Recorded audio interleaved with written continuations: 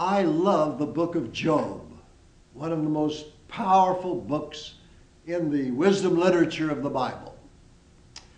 Oh, I know that the scholars struggle with it. A prologue and a conclusion written in the third person, even using a different Hebrew word for God than the dialogues in the middle. They somewhat awkwardly set the stage for that dialogue between Job and his friends. Then Job's friends can be outrageously tough. But I love Job because it pushes the envelope. It challenges sacred doctrines, calls into question accepted religious ideas. Oh, Job looks life square in the eye, even today. Does sin have evil consequences? Yes. But sometimes crooked, dishonest people live in mansions and sail yachts. Do righteous, hardworking, honest people prosper? Well, often they do.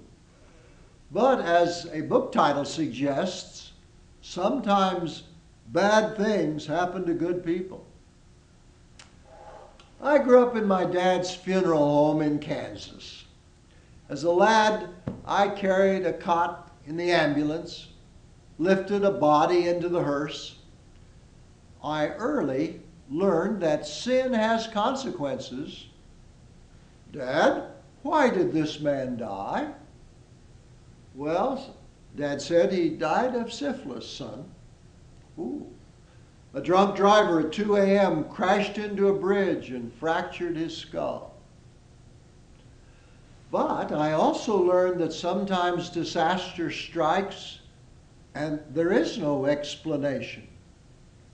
Our little town was hit by a tornado. It wasn't our fault. You could hear automobiles crashing against each other up in the clouds. Good, honest church people lost their homes, sometimes their lives.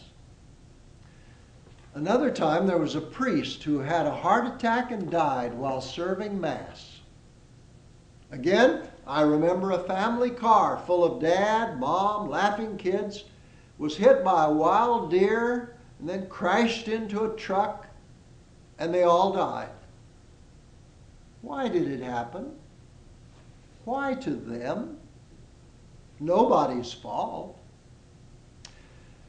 I would hear people try to explain, try to understand, why did this happen to us? What did we do wrong? Life isn't fair. God must be punishing us for something. Well, like old Job's friends, Eliphaz and Bildad and Zophar, and the young man Elihu, people try to blame God, blame unknown sinful behavior. God must be punishing us for something. The book of Job says it's okay to say to God, why? But you won't get an answer. My dad would wisely say, son, things happen. But Job's insistence on his righteous innocence and his plea to hear the voice of God brought him two things. It brought him the assurance that, in spite of everything, God is still in control of the universe. Where were you, said God, when I laid the foundations of the earth? And second, Job learns that God hears the cry of the brokenhearted. God speaks. No answers, no explanations, no solving of the riddle, but God speaks to Job. God is alive and in control.